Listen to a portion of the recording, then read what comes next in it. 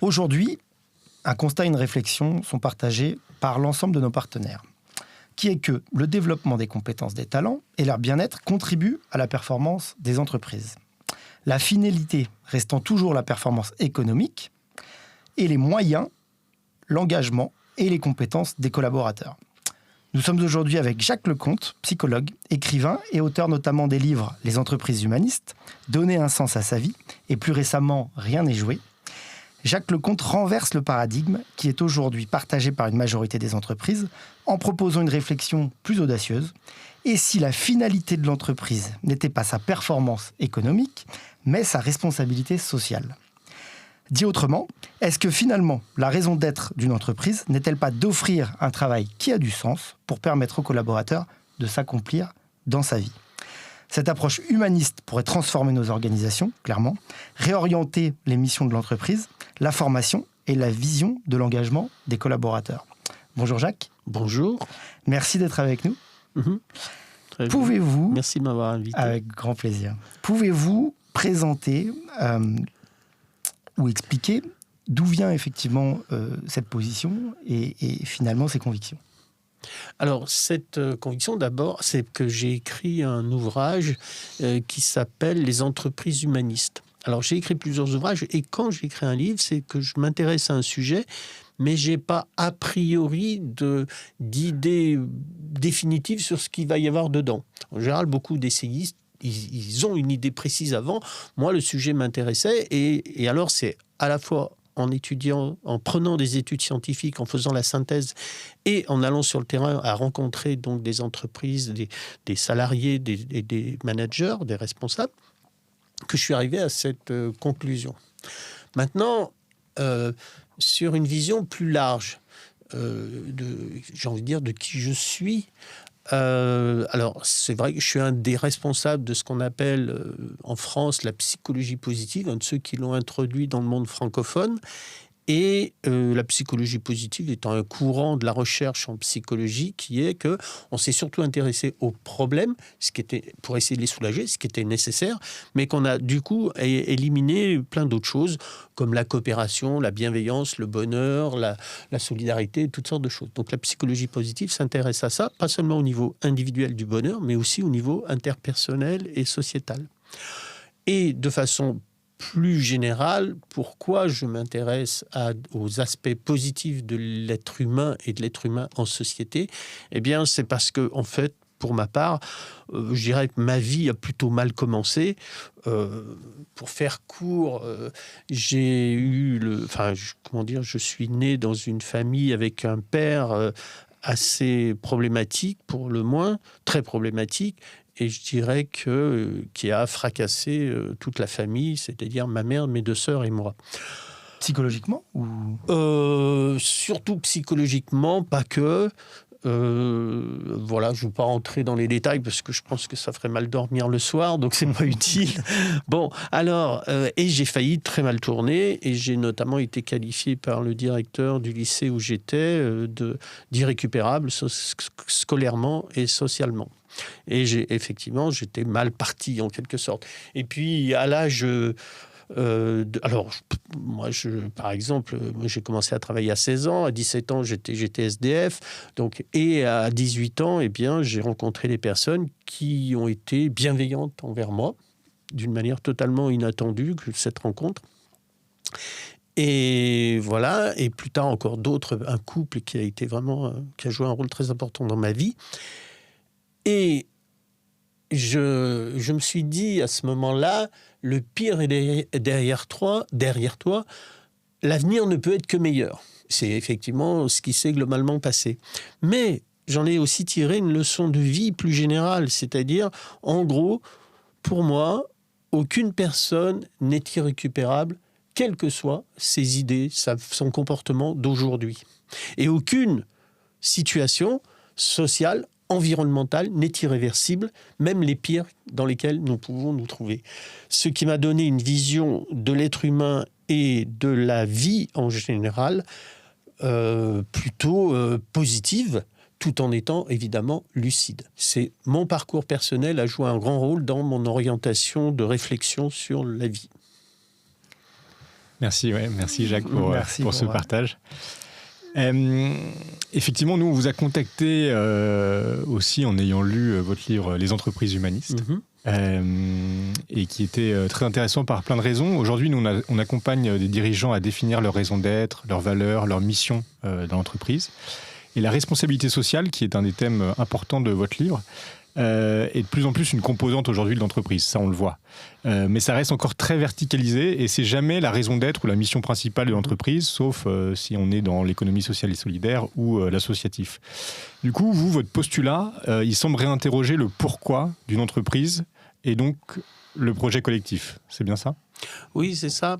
Alors, c'est vrai que le livre s'appelle « Les entreprises humanistes ». J'ai failli l'appeler « Les organisations humanistes » pour intégrer aussi le service public et puis effectivement l'économie sociale et solidaire. Et dedans, par exemple, je parle d'hôpitaux publics, mais c'est quand même une minorité et je trouvais intéressant ce paradoxe, aux yeux de certains, de parler d'entreprises humanistes. J'ai rencontré vraiment, et je ne m'y attendais pas à ce point-là, des gens absolument passionnants, des patrons absolument passionnants, y compris, et pas seulement dans le tertiaire, y compris dans l'industrie, qui avaient vraiment une vision absolument humaniste. Et pour eux, la raison d'être de ce qu'ils font, eh bien, effectivement, c'est ce qu'on appelle aujourd'hui la RSE. D'ailleurs, ça a deux sens. C'est pas des fois, c'est la responsabilité sociale de l'entreprise et des fois, c'est responsabilité sociale et environnementale. On pourrait dire RSEE. Donc, c'est pas seulement la responsabilité sociale, c'est aussi vraiment environnemental, c'est-à-dire une prise de conscience aiguë du rôle des entreprises face aux problèmes environnementaux auxquels nous sommes confrontés. Et donc, ces personnes, eh bien, effectivement, considèrent que la finalité de l'entreprise n'est pas le profit, mais la finalité, elle est d'avoir un rôle dans le monde et de l'assumer pleinement. Ok. Donc, c'est vrai que ça donne à réfléchir de ce que l'entreprise peut apporter. Nous, on partage votre vision et surtout celle d'une entreprise dont le but est de produire des hommes plutôt que de produire des choses. Aujourd'hui, dans la majorité des entreprises, on sent que les collaborateurs se projettent entre 2 et 4 ans environ, donc on appelle ça plutôt du moyen terme. Et du coup, se pose la question de comment faire pour avoir une approche humaniste, personnalisée autour de l'accomplissement du talent dans son travail, avec ces nouvelles composantes qui sont des carrières courtes, qui sont le freelance, qui sont aussi les enjeux actuels de la société. Oui, alors ça, c'est vrai qu'avant, pour certains, l'idéal, c'était la carrière à vie, au sein d'une organisation. Maintenant, et encore plus depuis la crise du Covid, la montée des nouvelles générations, eh bien, ça c'est en train d'évoluer. Et moi, je pense que, il ne faut pas raisonner, à mon avis, en termes de faire de la rétention des personnes.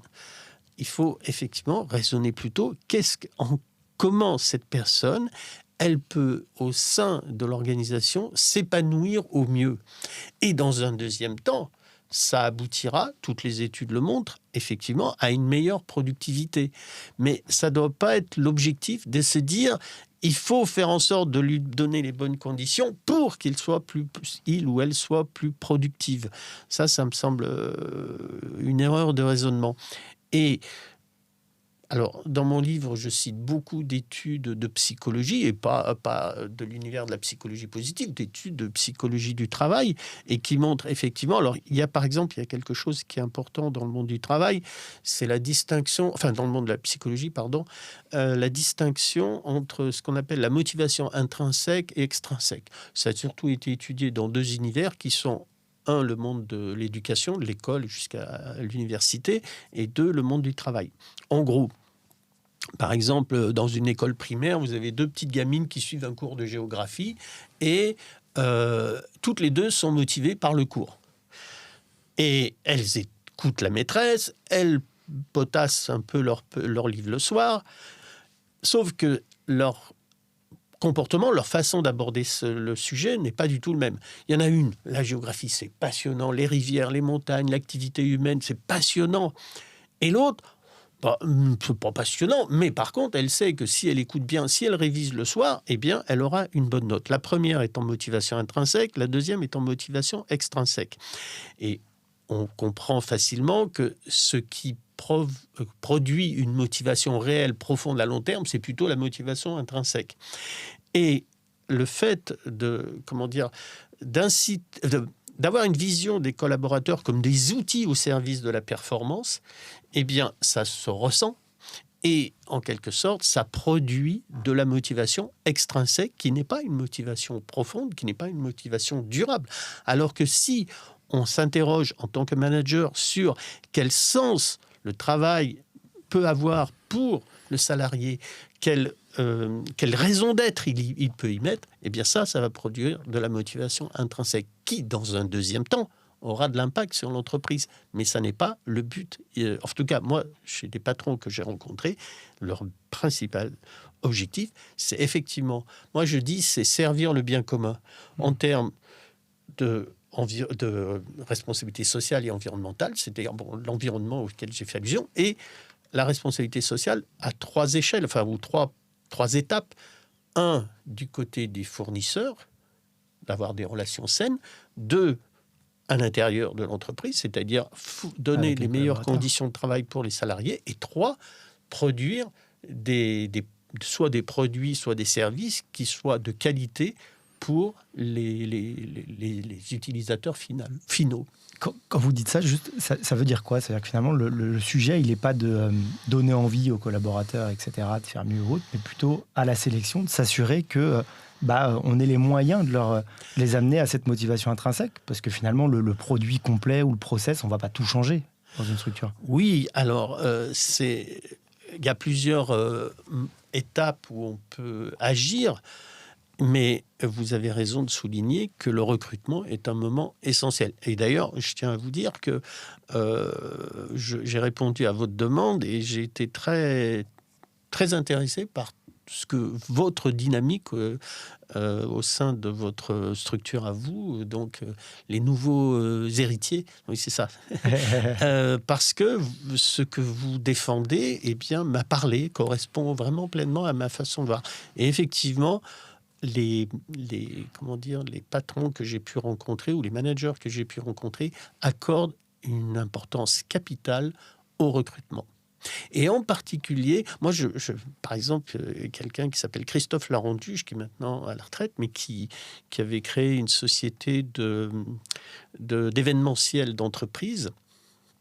Quand il fait des recrutements, alors évidemment, la jeune a envoyé son CV et développe tout ce qu'il sait et où elle sait faire.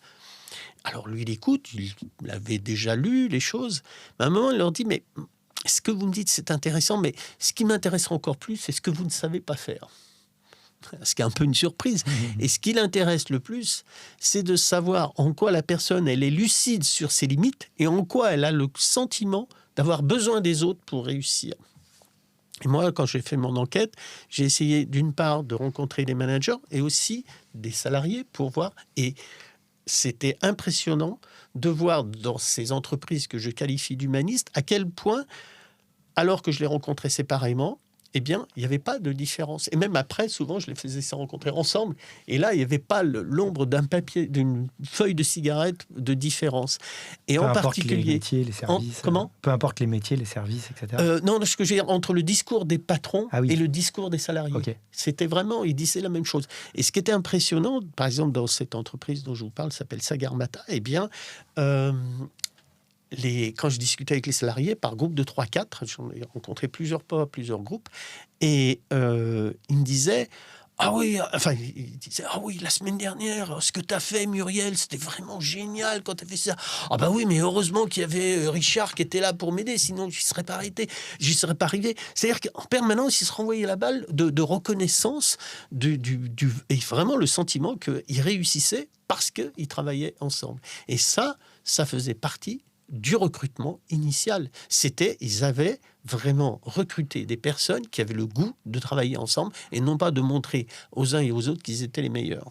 Ça, c'est intéressant parce qu'effectivement, aujourd'hui, on le voit un peu partout, les coachs, les consultants aussi, insiste sur concentrez-vous sur vos forces, concentrez-vous sur ce que vous faites bien pour passer de bon à excellent. Et là, ce que j'entends, c'est un peu finalement un passage inverse, de dire identifiez ce que vous ne savez pas très bien faire pour justement laisser la place à l'autre de s'accomplir dans le projet, d'être dans le collectif et de collaborer ensemble, etc. Et ça me fait penser du coup à cette entreprise qui, a un peu à l'écart de toutes les entreprises qui se disent robustes et résilientes, se disent, elles, vulnérables. Cette entreprise qui se dit vulnérable, justement pour permettre d'identifier quels sont ces critères de résistance au choc futur et du coup sa force future. Et du coup, dans la vulnérabilité, on laisse quand même la place à l'autre, quoi. Oui, c'est ça. Moi, il me semble que c'est une erreur de... Enfin, quand je dis ça, encore une fois, c'est pas un postulat a priori que j'avais, c'est quelque chose que j'ai vraiment compris en enquêtant, hein, et que la reconnaissance de sa vulnérabilité en tant qu'individu, de la vulnérabilité en tant qu'entreprise, c'est une force parce que effectivement, je veux dire, faut pas se raconter d'histoire. Personne n'est tout-puissant, ni en tant qu'individu, ni en tant qu'organisation. Et donc, repérer ses limites, c'est le meilleur, mais sans crainte, avec lucidité, mais pas une lucidité angoissée. C'est le meilleur moyen d'avancer. Voyez, moi, j'ai un terme que j'ai inventé et qui s'appelle l'optiréalisme. Alors, c'est venu du fait que, des gens me qualifiaient d'optimiste. Bien. Parfois positivement, parfois c'était plutôt négatif. C'est-à-dire, en gros, quelqu'un qui ne connaît pas grand-chose à la vie, qui sort de son trou et qui voit le monde avec des lunettes roses.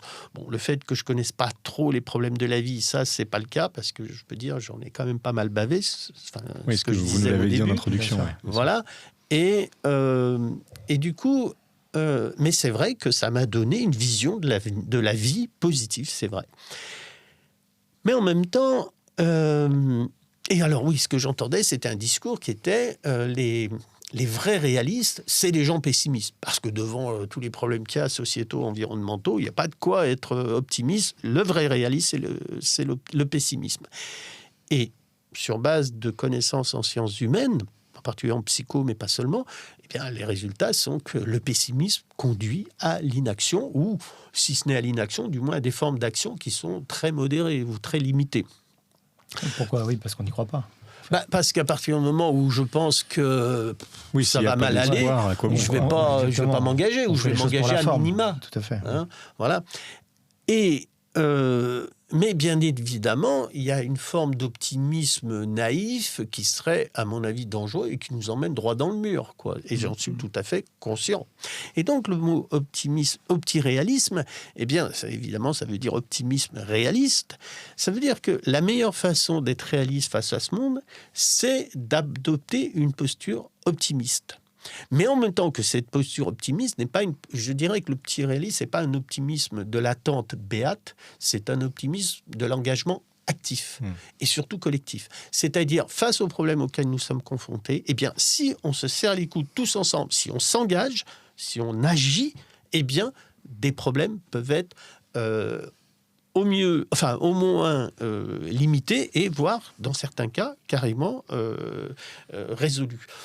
Dans mon livre « Les entreprises humanistes », j'ai tout un chapitre sur l'environnement où je montre que des problèmes environnementaux majeurs ont été résolus avec une posture que je qualifie d'optiréalisme. J'en cite deux. Par exemple, la couche d'ozone, parce qu'il y a 30-40 ans, on ne parlait pas du réchauffement climatique. Le problème majeur qui existait à l'époque environnemental à l'échelle mondiale, c'était la couche d'ozone qui était en train de disparaître. Et les spécialistes nous prédisaient des millions de morts par problème de la peau, des récoltes agricoles en baisse drastique. Et le problème est quasiment résolu aujourd'hui, pas tout à fait parce que ça prend du temps pour que la couche d'ozone se reconstruise, mais la couche d'ozone s'est reconstruite sur base de coopération entre différents partenaires. Oui, grâce à un engagement collectif extraordinaire. Extraordinaire, ça a été mondial. Ça a été ce qu'on a appelé le protocole de Montréal, qui a permis de l'association, moi je dis ce que j'appelle le carré gagnant de la gouvernance, l'association d'une part des États, des industriels qui étaient à la fois les auteurs du problème, mais qui étaient en posture de pouvoir améliorer la situation, parce que c'est eux qui avaient quand même tout le système de recherche et développement pour pouvoir trouver des solutions. Les militants environnementaux qui ont vraiment poussé à la roue pour que ça se fasse, et puis les chercheurs, deux types de chercheurs dans ce cas-là. Les premiers chercheurs qui ont lancé l'alerte, qui ont mis en évidence les problèmes. Au début, c'était on ne le croyait pas. On disait, après, les Israéliens, oui, c'est vrai, mais on ne peut pas faire autrement. Et puis finalement, et deuxième groupe de chercheurs, évidemment, donc les chercheurs étant salariés eux-mêmes des entreprises, dans les organismes de recherche et développement, qui ont permis de mettre en place des systèmes de production sans utiliser ce qu'on appelle les CFT, les chlorofluorocarbones, qui sont à l'origine du problème.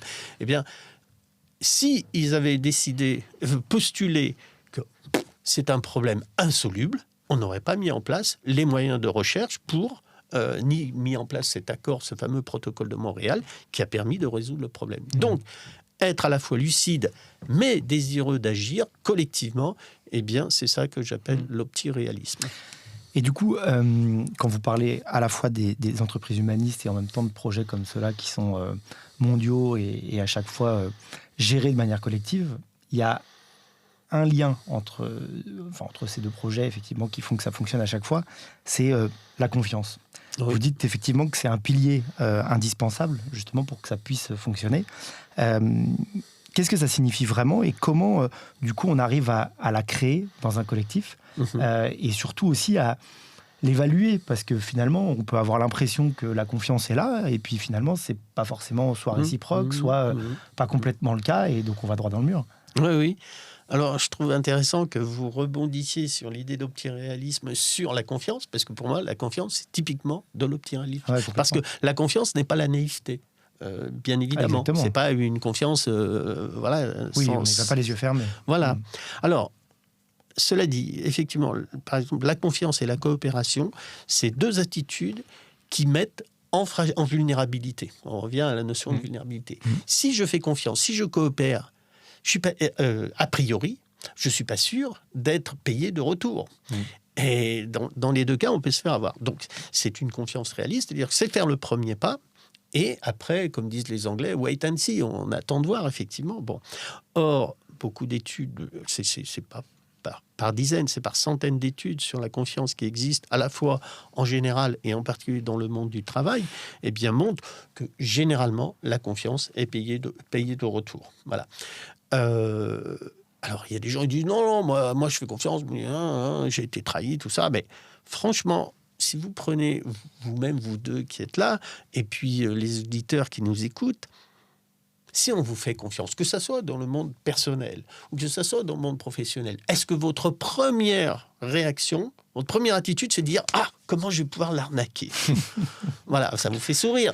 Bon, eh ben non. La première réaction qu'on a en général, c'est de se dire je vais essayer de me montrer digne de cette confiance. Ouais. Alors, c'est vrai que c'est pas toujours le cas. Et des fois, des gens me disent oui, moi j'ai été trahi, maintenant je fais plus confiance. Qui a toujours respecté la confiance qu'on lui a faite?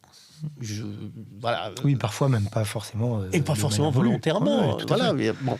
Eh bien, dans ce cas-là, en général, on n'est pas très content de soi. Et on a envie de rattraper la chose. Donc, si un moment, la confiance qu'on a accordée n'a pas été payée de retour, on peut donner aussi une deuxième chance. Ça veut dire qu'il faut le verbaliser pour que l'autre ait le sentiment qu'on attend encore quelque chose. Bien sûr, il faut le dire clairement, bien sûr. Et moi, je voudrais aussi dire quelque chose qui me semble important dans le monde du travail, c'est la dialectique de la confiance et du contrôle. Parce que souvent, on oppose ces deux dimensions. Alors, oui et non. Dans le sens qu'il y a deux formes de confiance et deux formes de contrôle. Alors, il y a une confiance et un contrôle qui sont antinomiques. C'est ce que j'appelle la méfiance liée à la morale des personnes. C'est-à-dire ne pas croire que la personne, par exemple, il y a des patrons, des cadres qui pensent, si on ne les surveille pas, ils ne vont rien faire. Voilà, ça c'est le truc. Bon. Eh bien, oui, dans ce cas-là, ils vont mettre du contrôle. Donc, c'est un contrôle qui est antinomique à la confiance. Mais il y a une autre forme de confiance et de contrôle, c'est-à-dire on fait confiance à la personne, mais en même temps, c'est une confiance vis-à-vis de la personne, c'est pas... mais vis-à-vis du processus, par exemple, s'il y a un projet qui est en train de se mettre en place et qu'on a confié à un salarié, eh bien, et moi j'ai discuté avec des salariés, avec des managers, eh bien c'est très clair que dans ce cas-là, la personne, elle se sent, responsabilisée, valorisée par ça. Elle va essayer de faire les choses bien, mais elle a aussi besoin souvent de son supérieur hiérarchique pour avancer. Et donc, il s'agit d'un contrôle, du co-construit entre les deux, au fur et à mesure, au fil de l'eau. Et donc, l'idée que le manager, il vienne contrôler de temps en temps, mais c'est, encore une fois, il ne contrôle pas la personne, il contrôle le processus en collaboration avec le salarié lui-même. Et dans ce sens-là, ce contrôle, je dirais, pragmatique du projet est parfaitement compatible avec la confiance. D'accord, ouais. Donc on entend souvent la confiance n'exclut pas le contrôle. Là, on est OK pour le dire dans le cadre d'un process de compétences peut-être, mais pas dans le cadre de confiance morale. Voilà. Okay. Voilà. Et en tout cas, ce qui est très clair, c'est... Je parlais tout à l'heure aussi de la motivation intrinsèque. Tous les travaux montrent que lorsqu'on fait confiance au talent, eh bien, et c'est pareil logique, ça augmente la motivation intrinsèque puisqu'on se sent valorisé. On a envie de donner le meilleur de soi dans ces cas-là. Alors, bien sûr, il y a une petite proportion des personnes qui ne vont pas être et qui vont en profiter. Alors, il suffit qu'il y ait 1% pour qu'on en tire une conclusion sur 100%. Et j'avais lu un jour un manager qui disait pratiquer un management du contrôle, c'est pratiquer pour 100% des personnes un management qui est adapté à 1%. Voilà. Et ça fait quoi? Ça énerve les 99% qui vont se retrouver en motivation extrinsèque et qui vont faire le moins possible. Et on aura la preuve qu'on a eu raison de faire du contrôle puisqu'ils sont démotivés. Ouais. Donc c'est un cercle vicieux qui se met en place. Il vaut mieux mettre en place la spirale vertueuse de la confiance et de la coopération. Oui, c'est ce qu'on appelle les prophéties autoréalisatrices. Voilà. Exactement. Voilà, c'est exactement ça. Vous créez ce que vous croyez, vous créez surtout ce que vous craignez. Ça me fait penser du coup à un livre là, de Bertrand Martin qui s'appelle « Oser la confiance », qui raconte justement l'histoire d'un entrepreneur qui est arrivé pour redresser une entreprise industrielle qui n'était pas du tout partie pour être redressée, en disant en fait je ne sais pas comment faire, je n'ai pas les clés, mais je sais qu'à nous tous, on va réussir. Et du coup, je vais m'entretenir avec vous. La solution, 80% de la solution, c'est vous qui l'avez. Et c'est un livre qu'on recommande à nos auditeurs parce que c'est une super histoire. Et il a vraiment redressé l'entreprise. Il l'a vraiment redressé. Ce qui est intéressant, c'est qu'il est arrivé après plusieurs dirigeants qui, eux, n'ont pas réussi à le faire en arrivant avec un peu plus d'assurance. Alors ça aussi, c'est une constante que j'ai vue chez les managers que j'ai rencontrés. Et là encore, on rejoint l'idée de vulnérabilité, de limite, au moins en tout cas. C'est la conscience qu'ils ont de leurs limites. Et vous savez, cette phrase, c'est ceux qui font, qui savent. Hein, c'est ce qu'on dit parfois. Et ils disent, moi, je ne sais pas. Voilà. Et c'est vous qui savez. Moi, je suis là pour vous accompagner. C'est vous guider, parce que le mode de réflexion, effectivement, ils peuvent les guider à travers ça. Je repensais à un dirigeant d'entreprise que j'ai vu, je ne sais plus, poster quelque chose sur LinkedIn il n'y a pas très longtemps, mais lui, justement, disait, finalement, moi, j'ai décidé d'inverser effectivement aussi le modèle de confiance, et c'est moi qui donne ma confiance. Je sais que normalement, on la gagne. Chez moi, ce n'est pas le cas. Donc, moi, il n'y a pas de période d'essai quand on arrive chez moi. Quand, effectivement, les personnes ont besoin de quelque chose, tout le monde peut avoir accès à la carte bleue de l'entreprise, etc. Et en fait, beaucoup de choses montrent que j'ai fait le travail déjà, moi. Donc, après, les autres ont envie d'aller vers ce que j'attends d'eux, et ça se fait assez naturellement. Donc après, la question, et ça je ne lui ai pas demandé, mais c'est justement pour peut-être s'il y a les 1% qui ne fonctionnent pas, comment il a réussi à restituer tout ça. Alors souvent, les 1%, quand il y a vraiment une confiance qui existe, ils sont quand même un peu perdus dans la masse. Ouais. Et ils ne se sentent pas forcément à leur place, et ils partent de même. Ouais, c'est ça. Soit ils changent, ou ils changent, soit à un moment, ils sont... Voilà. Et quand je parlais tout à l'heure de Christophe Laranduge, quand il recrute du monde, eh bien, il leur dit clairement, il dit, voilà notre façon de travailler. Et si c'est pas votre façon de faire, si vous avez envie de vous montrer que vous êtes le meilleur, c'est pas la peine de venir chez nous parce que vous vous sentirez pas à l'aise et vous serez pas accepté, ça passera pas. Donc autant aller voir ailleurs. Et donc sur le mode du recrutement, ça joue beaucoup, quoi. Complètement. Vous parlez souvent du droit à l'erreur. Oui, alors le droit à l'erreur, ça c'est vraiment aussi quelque chose d'intéressant. Ça relève aussi de la confiance. Vous savez, on pense souvent dans le monde du travail qu'il faut, en quelque sorte, traquer l'erreur, la faute, et la sanctionner lorsqu'elle a lieu. Et des travaux de sociologie du travail, de psychologie du travail aussi, ont beaucoup étudié ce qu'on appelle, ce qu'on a appelé, suite à ces études, les entreprises à haute fiabilité. C'est surtout des travaux anglo-saxons, mais pas que. Et alors, elles sont particulièrement nécessaires dans des organisations dangereuses. Centrales nucléaires. Il y a aussi, quand je dis entreprise, je veux dire organisation, des travaux qui ont été faits sur les sous-marins, en particulier les sous-marins nucléaires. Donc là, vous êtes dans un espace confiné, potentiellement dangereux. Et beaucoup de ces organisations ont été qualifiées d'à haute fiabilité parce qu'elles ont très peu d'erreurs. Elles n'ont pas très peu d'erreurs. Mais en fait, paradoxalement, eh bien, elles valorisent l'erreur. C'est-à-dire que lorsqu'il y a des erreurs qui sont faites, eh bien, on demande aux personnes de les signaler. Or, les travaux de psychologie cognitive ont montré que nous faisons constamment des erreurs. Mais constamment, on ne se rend même pas compte. Pourquoi ? Parce qu'on rectifie vite nos erreurs. Il y avait eu une étude, par exemple, sur des pilotes d'avion, je crois que sur 10 heures de vol, on avait calculé plus de 160 erreurs faites par le pilote. Faut pas le dire à tout le monde. Oui, mais attendez, ça veut dire, ça fait à peu près une erreur toutes les 4 minutes. Non. Sauf que la plupart sont minimes et sauf que la plupart sont immédiatement corrigées. Ouais. Voilà. Donc, alors, je précise que l'aviation civile est l'avion est le mode de transport au kilomètre le plus sûr, le plus fiable à l'heure actuelle, et depuis des dizaines d'années. Et justement, dans l'aviation civile, il y a une culture de la valorisation de l'erreur. Ça veut dire quoi ? Ça veut dire que, quand je dis il y a des erreurs nombreuses qui sont faites, c'est des erreurs qui peuvent produire des incidents. Ce n'est pas des accidents, c'est des incidents. Si vous prenez l'habitude de signaler et de corriger les erreurs potentiellement susceptibles de créer des incidents, vous évitez de créer des accidents. Mais si on a une culture qu'il ne faut pas faire d'erreurs, eh bien personne n'en parle. Dès qu'ils font une erreur, il faut la cacher. Et on n'apprend pas des erreurs, et donc un jour, on risque de faire non seulement une erreur conduisant à un incident, mais un accident. Donc, bien sûr que c'est pas la valorisation de l'erreur, parce que c'est bien de faire des erreurs, c'est la valorisation de l'erreur dans le sens que c'est normal, c'est humain de faire des erreurs, et comment on peut apprendre. Maintenant, dans ces travaux, on fait la différence entre l'erreur et la faute. Et ça, dans le monde scolaire, nous, on n'a pas appris ça, parce qu'à chaque fois qu'un élève fait une erreur, on dit « t'as fait une faute ». Oui, c'est vrai ça. Eh oui, et ça, c'est une erreur. Voire, c'est une faute. Or, dans la science, on sait bien que l'apprentissage dans la science, c'est par essai-erreur. On ne dit pas essai-faute. On apprend par essai-erreur.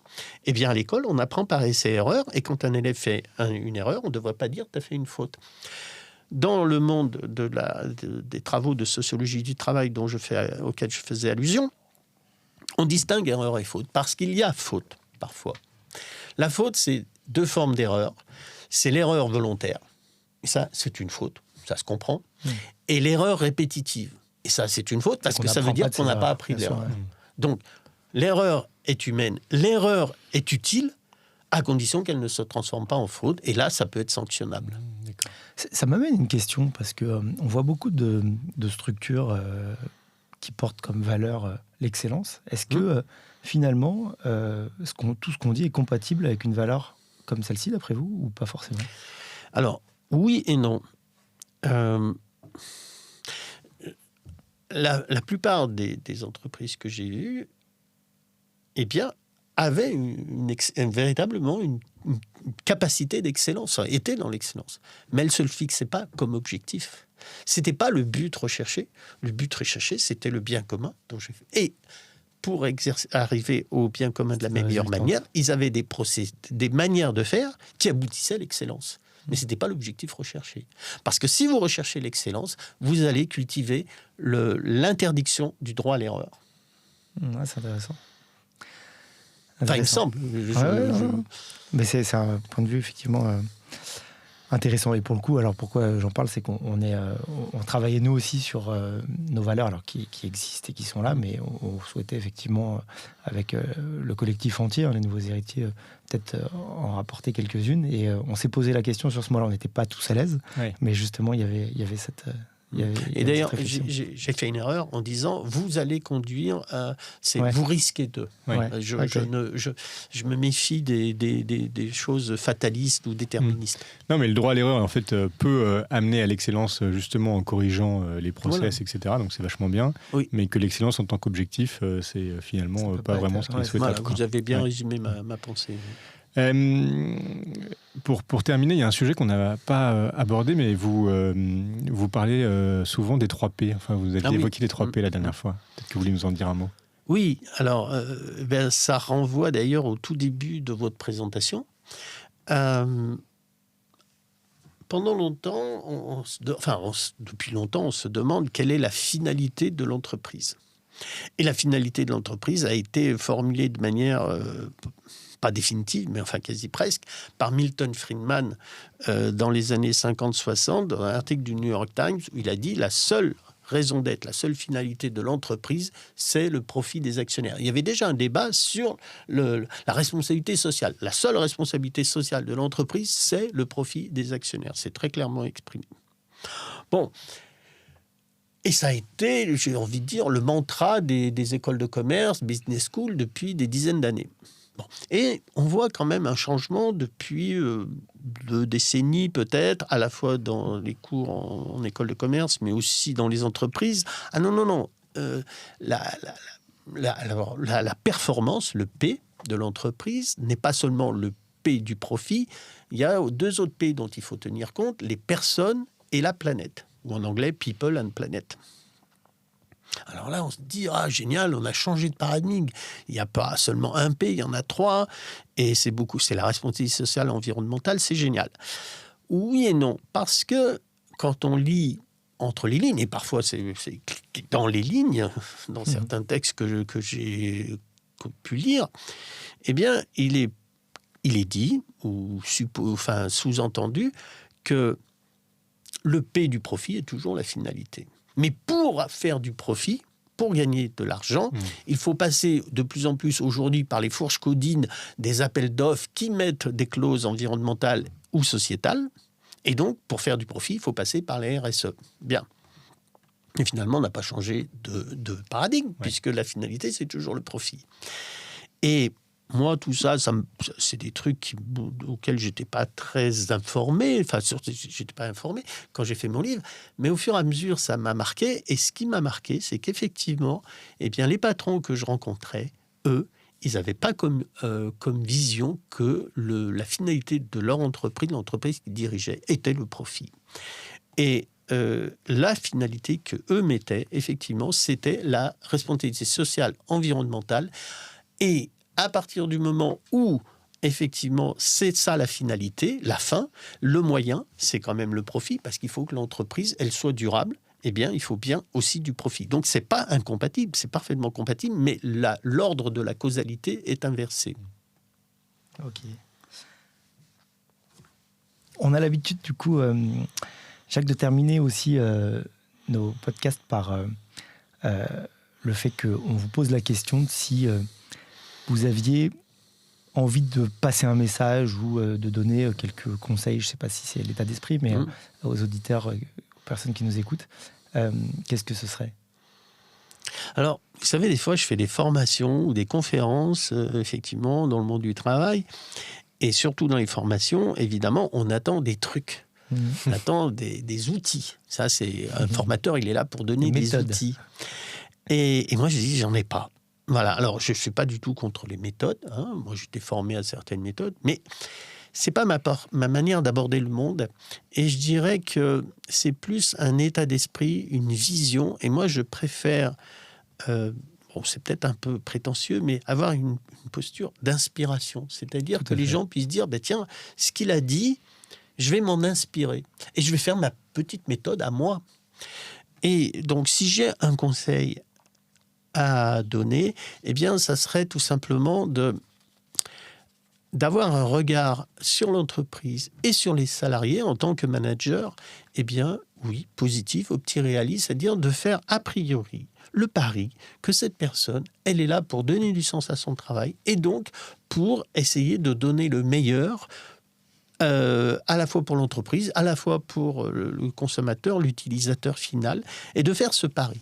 Il se pourrait que ça ne marche pas, dans certains cas, c'est une minorité, mais que ça soit le pari de base, eh bien, de croire dans les personnes. En tout cas, je vous confirme depuis qu'on s'est rencontrés, qu'on a lu votre livre, qu'on a un petit peu échangé ce côté inspirationnel qui nous nourrit beaucoup. Aussi, on a une deuxième habitude en fin de podcast, c'est également de se nourrir d'eux et se nourrir avec la communauté qu'on essaye de créer autour des nouveaux héritiers. Et du coup, on aime bien demander à nos intervenants s'il y a une personne en particulier qui souhaiterait qu'on invite pour une prochaine fois, pour qu'on puisse approfondir un sujet auquel on n'aurait peut-être pas pensé. Oui, alors... Bon, j'ai plusieurs personnes en tête, mais j'aimerais vous signaler en particulier une jeune femme qui s'appelle Gila Clara Kessou, et K-E-2-S-O-U-S, parce que voilà, c'est pas un autre. On la trouvera. Et qui, alors, elle a un parcours assez pluridisciplinaire. D'abord, elle est plutôt du côté du monde du théâtre. Elle a le titre, alors je sais pas exactement, mais d'artiste de l'UNESCO, enfin voilà, pour toute son action qu'elle a eue. Elle a fait une thèse sous la direction d'Elie Wiesel, qui est aujourd'hui disparue, et elle est coach, et elle est très branchée sur la psychologie positive. Donc, elle développe aussi ces idées de confiance, de coopération, de bienveillance, à la fois en général dans la société, auprès des enfants, et en particulier dans son travail auprès des responsables d'entreprise, auprès des entreprises. Donc, c'est vraiment une personne que je trouve qui est elle-même inspirante. Super. Merci pour le nom, Jacques. Oui, voilà. Et sincère remerciement pour votre temps. Très bien, moi c'était un plaisir. Vraiment. À bientôt. Ouais, à bientôt. Merci beaucoup, Jacques. Merci d'être venu. Au revoir. Au revoir.